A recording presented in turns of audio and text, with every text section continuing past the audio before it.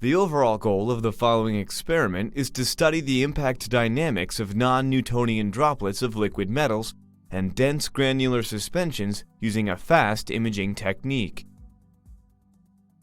This is achieved by setting up a fast camera facility to visualize the instantaneous dynamics when droplets hit a surface. As a second step, perform a series of impact experiments of liquid metals to provide information about how the oxidation-induced surface elasticity affects the spreading radius. Next, perform impact experiments with dense suspensions to investigate their splashing onset and spreading dynamics.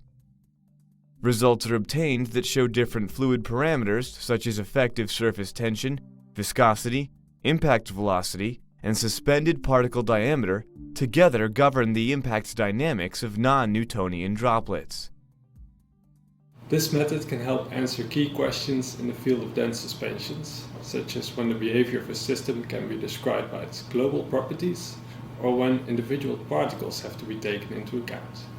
Though this method can provide insight into the impact dynamics of complex fluids, it can also be applied to the observation of other processes that include fast dynamics, such as the formation of fracture states in solid, pinch-off of liquid drops, and fast particle movement in granular systems.